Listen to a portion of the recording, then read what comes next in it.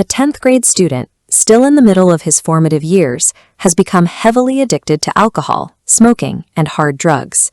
When his parents attempt to intervene, he turns on them. The household hierarchy has collapsed, replaced by the violent rebellion of a child who no longer recognizes their authority. This escalation ends in a police station, where a broken father begs officers to arrest his own son on a false charge, desperate to see the boy behind bars just to keep him alive.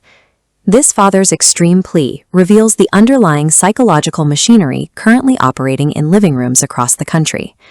A tragedy on this scale is the final, visible stage of a predictable, unregulated pipeline that many parents are unknowingly feeding their children into every day. The crisis begins when a child is gifted an unregulated smartphone.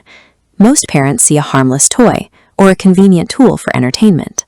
A single node, the child, is instantly connected to a sprawling web of anonymous users and aggressive algorithms.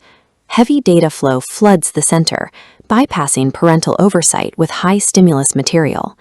This digital exposure eventually severs the child's connection to the safety of home.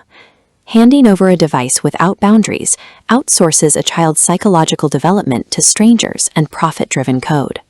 A child's brain rapidly adapts to high-speed digital stimulation. What began as a fun distraction quickly becomes a compulsory dependency as the brain struggles to find satisfaction in the real world.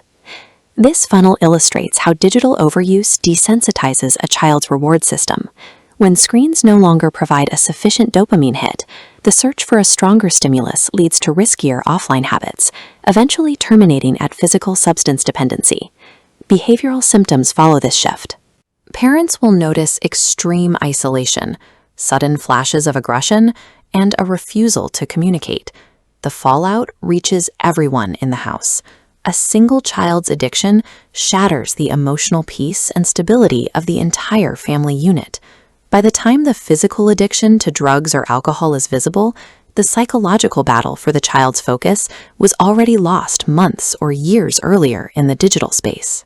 Many parents define their success through a single metric: working long hours to earn the money required for a child's education and future financial security. This scale shows the resulting imbalance. The heavy weight of future financial planning leaves present emotional investment empty.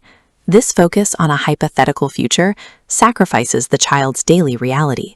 Money can be recovered, but lost developmental years leave deep psychological scars if left unaddressed. Financial provision without daily emotional presence creates a vacuum in a child's life that toxic influences are always ready to fill. Modern parenting requires shifting from a distant authority figure to an active, highly observant guide. This requires tracking specific daily metrics, monitoring digital consumption, identifying who their online friends are, and noticing subtle emotional shifts. Reactive punishment, like scolding or hitting after a mistake, often fails to address the underlying issue. A proactive approach uses empathetic, friend-like communication to find the root cause of a child's behavior.